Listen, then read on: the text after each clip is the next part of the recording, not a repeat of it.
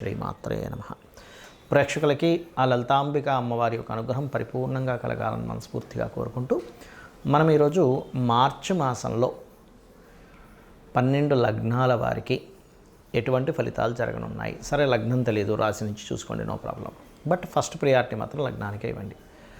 మరియు అదేవిధంగా ఏ విషయాల్లో జాగ్రత్తగా ఉండాలి, ఎటువంటి పరిహార మార్గాలు చేసుకోవాలి అనేటువంటి విషయాలు చెప్తుంది నేనైనప్పటికీ కూడా చెప్పిస్తుంది సాక్షాత్ లలిత అమ్మవారిగా భావిస్తూ అసలు గ్రహస్థితి ఏ విధంగా ఉంది అని చెప్పి చూసుకున్నట్లయితే మనకి మేషం నుంచి చూసుకుంటే వృషభ రాశిలో గురువు ఉన్నాడు, వక్రగతి పోయి. అదేవిధంగా మిథునంలో వక్రత్యాగం అయిపోయినటువంటి కుజుడు, కన్యారాశిలో కేతువు, కుంభరాశిలో రవిశనుల యొక్క గ్రహస్థితి ఉంది. అదేవిధంగా మీనంలో 3 గ్రహాలు రాహువు, శుక్రుడు, బుధుడు కలిసి ఉన్నారు. దీని తర్వాత 15వ తేదీ నుంచి రవి కూడా వచ్చి 4 గ్రహాలు కలిసి ఉంటాయి. 15వ తేదీ నుంచి కంటిన్యూస్గా ఈ యొక్క గ్రహస్థితిని అనుసరించి ధనుర్లగ్నము, ధనుస్సు రాశి మీకు మీ లగ్నాధిపతి శుక్రుడితో పరివర్తనలో ఉంటూ 6వ స్థానంలో ఉన్నాడు. దీనివల్ల సహజంగానే ధనుర్లగ్నం వారికి ఈ యొక్క వివాహ సంబంధించిన విషయంలో చాలా జాగ్రత్తగా ఉండాలని నేను ప్రతి వీడియోలో చెప్తూ ఉంటాను. ధనుర్లగ్నం వాళ్ళకి పర్టికులర్గా గుర్తుపెట్టాలి. అది కూడా శుక్ర మహాదశలు లేదా శుక్రరాశులు ఏదైనా గ్రహాలు ఉన్నప్పుడు ఉండే మహాదశలు. ఇప్పుడు ధనుర్లగ్నం వాళ్ళకి ఉన్నటువంటి కండిషన్ కూడా కాస్త వివాహం విషయాల్లో కొంత జాగ్రత్తగా ఉండాలి. కాకపోతే సక్సెస్ రేట్ ఖచ్చితంగా ఉంటుంది, ఎందుకంటే లగ్నాధిపతి లాభాధిపతి పరివర్తన కాబట్టి. ఎవరికైనా మనీ ఇచ్చేటప్పుడు 2వ అధిపతి రవికి దగ్గరలో ఉన్నాడు, శని కాబట్టి కంబస్ట్ స్టేజ్లో ఉన్నాడు కాబట్టి మనీ ట్రాన్సాక్షన్స్, మనీ ఎవరికైనా ఇవ్వడం తీసుకునేటువంటి విషయాలు, ఈ యొక్క అంశాలలో కాస్త చాలా జాగ్రత్తగా ఉండండి. అందులో ముఖ్యంగా సిబ్లింగ్స్తో మాట్లాడేటప్పుడు కూడా కాస్త జాగ్రత్తగా ఉండండి. 4వ స్థానంలో ఉండేటువంటి గ్రహాలు మీకు విదేశాలకు వెళ్ళి చదువుకోవడానికి చాలా అనుకూలంగా ఉంది. అక్కడికి వెళ్ళి ఏదైనా చదవడం, లేనట్లయితే విదేశాల్లో ఏదైనా ప్రాపర్టీస్ తీసుకోవడం, అక్కడ ఏదైనా కొత్త కోర్సెస్ చేయడం, అక్కడ ఏదైనా బిజినెస్ డెవలప్మెంట్స్ చేయడము, అక్కడ ఉన్న రిలేషన్స్తో కలిసి ఇంకేదైనా వెంచర్స్ లాంటివి వేయడం, ఇట్లాంటివి బలంగా చూపిస్తున్నాయి. లేదా ఇక్కడే వెంచర్స్ వేస్తూ విదేశీ సంబంధించినటువంటి ఎన్ఆర్ఐ కస్టమర్స్ని ఆకర్షించి ఆన్లైన్లో ఇచ్చేటువంటి ప్రకటనల వల్ల అక్కడ ఉండేటువంటి వాళ్ళతో ఇక్కడ బిజినెస్ నడపడం, ఇట్లాంటివి బలంగా చూపిస్తున్నాయి. అదేవిధంగా మీరు సంతాన సంబంధించినటువంటి విషయంలో చేసే ప్రయత్నంలో కొంచెం స్ట్రెస్ అది ఉంటుంది. అదేవిధంగా ప్రేమ వ్యవహారాలకు సంబంధించిన విషయంలో ఎవరైనా ఇష్టపడి వివాహం చేసుకోవాలనేటువంటి దాంట్లో కొంత ఘర్షణ పడుతూ ఉంటారు. అలాగే దశమంలో కేతువు ఎప్పుడైతే ఉన్నాడో, దశమ కేతువు అనేటువంటిది ఏదైతే ఉందో మీకు ఉద్యోగ సంబంధించినటువంటి విషయంలో ఎక్కువ స్ట్రెస్ అనేటువంటిది చూపిస్తుంది. కేతువు దశమంలో ఉన్నందుకు పర్టికులర్గా మీరు ఏంటంటే గమనించుకున్నట్లయితే ఈ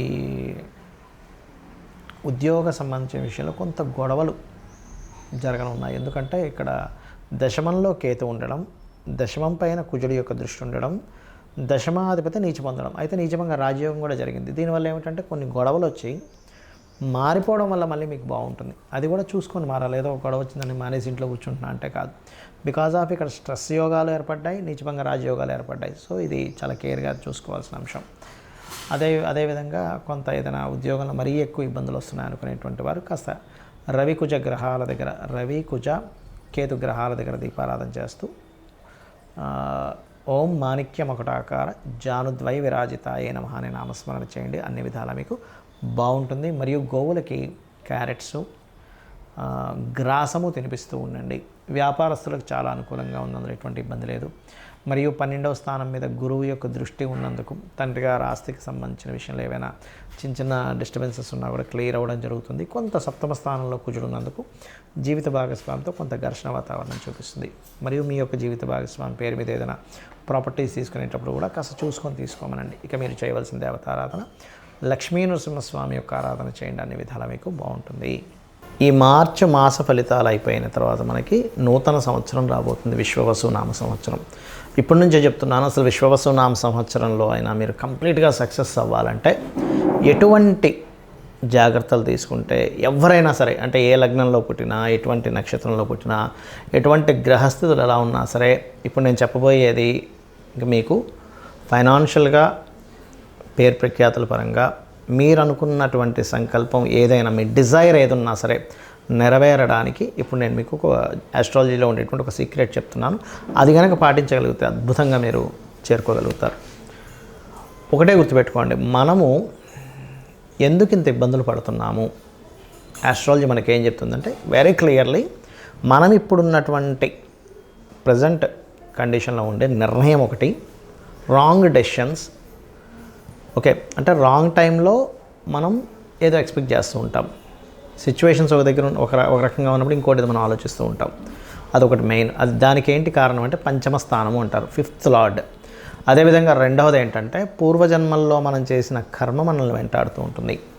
ఇక్కడ చాలామందికి సందేహం ఏంటంటే మరి పూర్వజన్మ కర్మలో అలా ఉన్నప్పుడు అది ఇంకా మారదా, మరి అలా ఉన్నప్పుడు అలాగే నడిచిపోవాలి కదా అనుకుంటూ ఉంటారు. కానీ ఇక్కడ భగవంతుడు మనకి 2 ఇచ్చాడు విషయాలు. ఏమిటంటే ఒకటి, మనం పూర్వజన్మలో చేసినటువంటి కర్మ వల్ల మన జాతకం నడవడము, రెండవది మన ప్రయత్నం వల్ల కూడా కొంత ఆ స్కోప్ అనేటువంటిది, ఆ ఛాన్స్ అనేటువంటిది మనకి ఇచ్చాడు. దాన్ని ఫ్రీ వీల్ అంటారు. అంటే మనం ప్రయత్నం చేయడం వల్ల వచ్చే సక్సెస్. ప్రయత్న స్థానం అనేటువంటిది 3వ స్థానము, సక్సెస్ అనేటువంటిది 11th హౌస్. ఎవరైనా సరే నిత్యము గనక ఉదయము సాయంత్రము లలిత విష్ణు సహస్రనామాలు ఎవరైతే చేస్తారో వాళ్ళ ప్రయత్నం 100% సక్సెస్ అవుతుంది. అలా కాదండి నేను అంత నాకు సహస్రనామాలు నోటికి తిరగవు, ఇంకేదైనా సింపుల్గా చేసుకునేది ఉందా అంటే సింపుల్గా ఏం లేదు. ఓం నమో నారాయణాయ, ఓం శ్రీమాత్రే నమః, ఈ 2 చాంటింగ్ చేస్తూ ఉండండి. నాకు పూజ గదిలో అంతసేపు నేను స్పెండ్ చేయలేను, నా స్థితి వేరే ఉంది, విదేశాల్లో ఉంటాను, చాలా టైం దొరకడం కష్టం అనుకుంటే మనసులో మననం చేయండి కనీసం. ఓం నమో నారాయణాయ, ఓం శ్రీమాత్రే నమః. ఇంకా వీలుంది నాకు అంటే ఓం నమః శివాయ కూడా చేసుకుంటే అద్భుతమైన ఫలితాలు వస్తాయి దీనివల్ల. ఒకటి. ఇక రెండవది ఏంటంటే ఇక నేను చెప్పేది ఒకటే, కొత్త సంవత్సరంలోకి నెక్స్ట్ ఈ మార్చ్ ఫలితాల తర్వాత నెక్స్ట్ మార్చ్ ఎండింగ్ నుంచి మనకి ఎట్లాగో విశ్వవసునామ సంవత్సరం వస్తుంది. అడుగుపెట్టేటప్పుడు కొన్ని విషయాలు మైండ్లో బాగా పెట్టుకోండి. ఏలినాడు శని ఉంది, అర్ధాష్టమి శని ఉంది, అష్టమి శని ఉంది, అమ్మో నా లైఫ్ ఏదో అయిపోతుందేమో అనేటువంటి భయాల నుంచి ఫస్ట్ బయటికి రండి. శని అంటే ఏమిటంటే కర్మకారకుడు. మనం ఎటువంటి కర్మలు చేసామో ఆ కర్మలను ఇచ్చేవాడు. ఎంతసేపు బ్యాడ్ అయి ఇవ్వాలని రూల్ లేదు, గుర్తుపెట్టుకొని. మనకి ఒక అద్భుతంగా ధనం సంపాదిస్తున్న శనే కారకుడు దానికి. Because of natural 10th and 11th lord ఆయన. 10th అంటే కర్మ, 11th అంటే లాభాలు. అంటే ఇచ్చేది కూడా ఆయనే, గుర్తుపెట్టుకోవాలి. ఫస్ట్ ఇక్కడ ఎంతసేపు ఏంటంటే శని అనేటువంటి పాయింట్ని మనం ఎంతసేపు నెగిటివ్ కోణంలోనే చూస్తూ ఉంటాం. ఎలా అంటే ఒక తండ్రి ఉన్నాడు, తండ్రిని పూర్తిగా అర్థమైన వ్యక్తి తండ్రి కోపాన్ని అర్థం చేసుకుంటాడు, తండ్రి బాధ్యతని అర్థం చేసుకుంటాడు. కానీ తండ్రి అర్థం కానివాడు తండ్రి కోపాన్ని మాత్రమే చూస్తాడు. తండ్రి ఎప్పుడు ఇలాగే హింసిస్తుంటాడు, తల్లి ఎప్పుడు ఏదో ఒకటి నువ్వు చదువురా అంటూ ఉంటుంది, ప్రతిదానికి అడ్డం పడుతుంది, ఇది మాత్రమే చూస్తాం. కానీ తల్లి అంత బాధ్యతగా ఉదయాన్ని నిద్రలేచి మనకి ఫుడ్ అనేటువంటిది చూసుకుంటుంది, లేనట్లయితే మన అవసరాలు చూసుకుంటుంది, మనం ఎప్పుడేంటనేది అన్ని జాగ్రత్తగా రక్షించుకుంటుంది. తండ్రి కూడా మన కోసం పనిచేస్తున్నాడు అనేది మనం మర్చిపోతాం.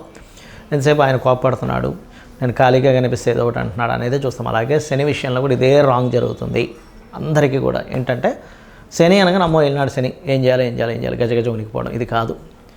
శని అనేటువంటిది కర్మకారక ప్లానెట్. నువ్వే కర్మ చేసావు. ప్రతి జీవుడికి పూర్వజన్మలో చేసినటువంటి కర్మ వల్లే ఈ జీవితం వస్తుంది. ఇక్కడ మ్యాటర్ ఏంటంటే అందరూ బాధపడడానికి కారణం మనం పాస్ట్ లైఫ్లో ఏం చేసాం, ఇక్కడ అసలు ఈ జన్మ ఎందుకు పుట్టామనే విషయం తెలియకపోవడమే మనం బాధపడుతూ ఉంటాం. నువ్వు ఒక డాక్టర్ అవ్వాలనుంది, నువ్వు కొంతమందికి డాక్టర్గా నువ్వు సేవ చేయాలనుంది, అప్పుడు నువ్వు డాక్టరే సేవ చేస్తుంటావు.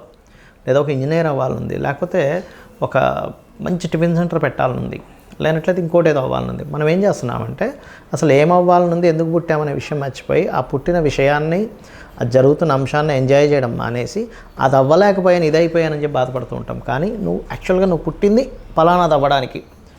ఒక ఆస్ట్రాలజర్గా ఎవరికైనా ఏదైనా ప్రాబ్లం ఉంటే వాళ్ళకి గైడ్ చేసి వాళ్ళ ప్రాబ్లమ్ని గ్రహపరంగా ఏం చేసుకోవాలనేది స్పష్టంగా వాళ్ళకి క్లియర్గా చెప్పడానికి ఒక ఆస్ట్రాలజర్ అవుతాడు.